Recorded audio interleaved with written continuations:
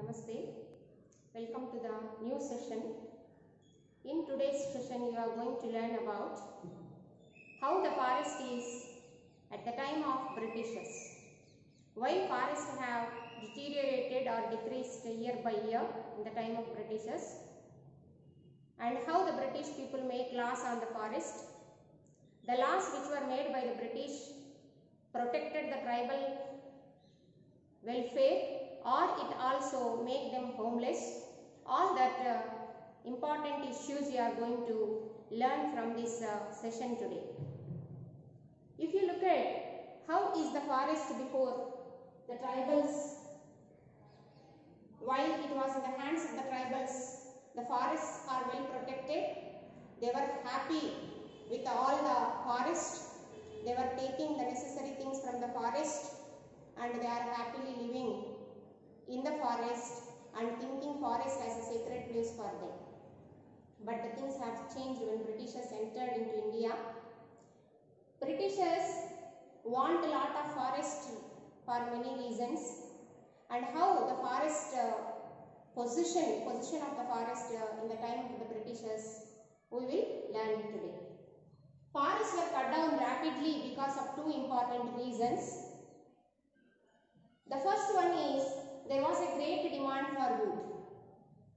Wood has a lot of demand in those days, particularly for building railways, for shipbuilding, for factories, running of factories, because the factories in those days are run with coal. Coal was mainly come from the wood which was burnt. So factories, for running factories also, forests have a lot of demand in those days.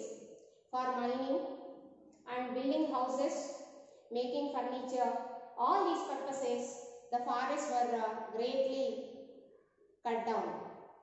Not only that one, for paper industry, the main resource is wood pulp. For that also, people started cutting off the forest. That resulted ultimately decreasing of the forest area. Not only that one, people think that some of the rich people of India, they thought that under the able guidance of the British, they thought that commercial crops are very necessary.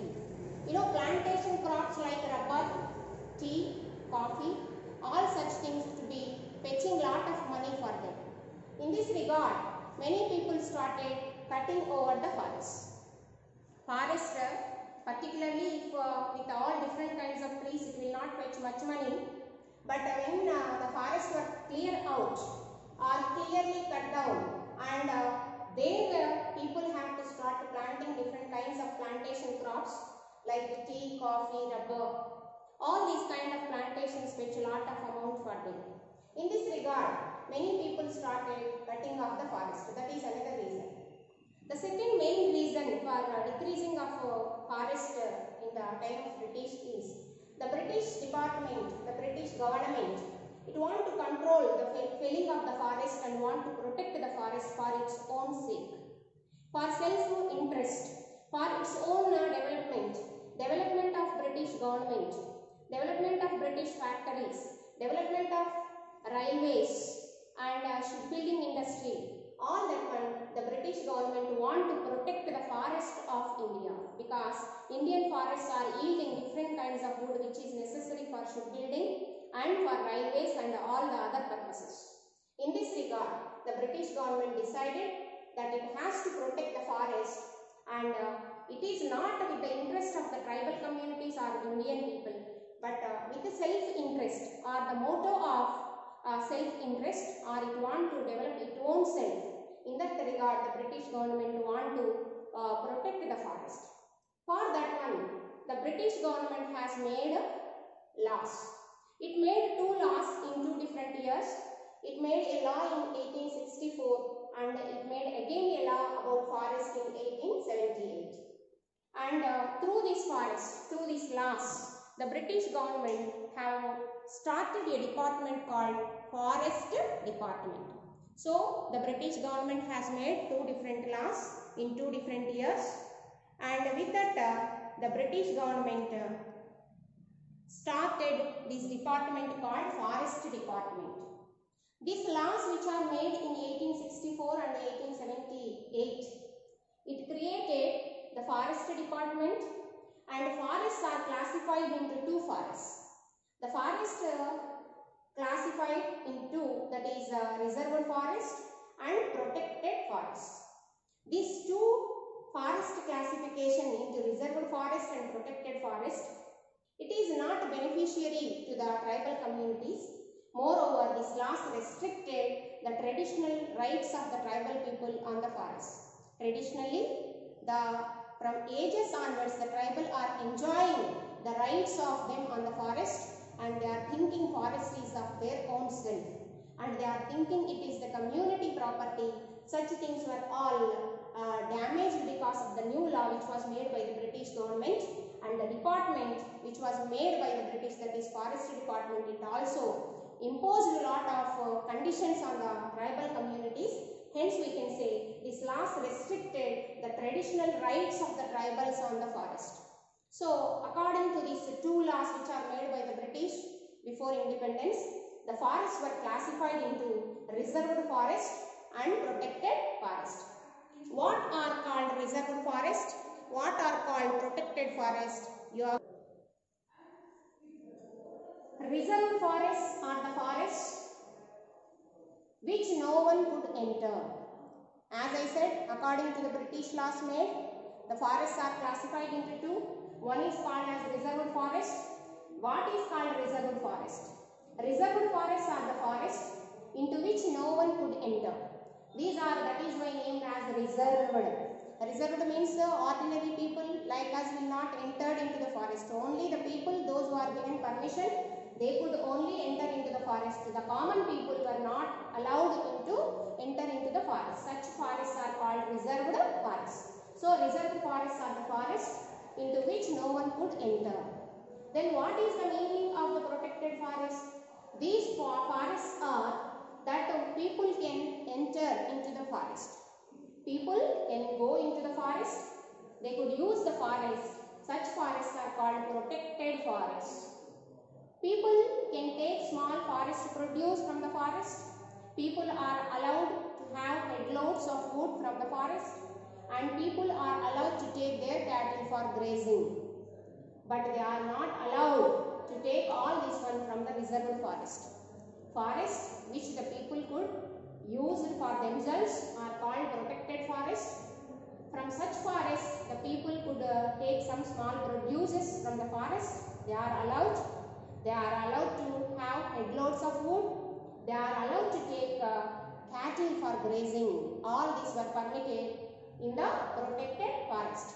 Like that, the forests were classified into two according to a selfish motto of the Britishers. As the tribals, they do not have the permanent land records, usually the British government defined most of the tribals' land, cultivated land, as their own land and started encroaching them. Usually the tribal communities are enjoying the forest rights, and they are enjoying cultivating the forest in Kodu means. That was all damaged because of the British laws. Why? Because the British defined most of the cultivated land of the tribals under their control, and they started encroaching and started doing their own planning on that particular tribals land. Why this was happening? Because the tribals will not stop the British encroachment, as they do not have permanent land records. In previous session I have told that as the shifting agriculture was practiced by the tribal communities, they do not have permanent land records. That is the major reason why the tribal could not open their mouth against the British people. In such conditions, the forest department officials, most of them belongs to rich communities. Rich people were the officials of the forest department.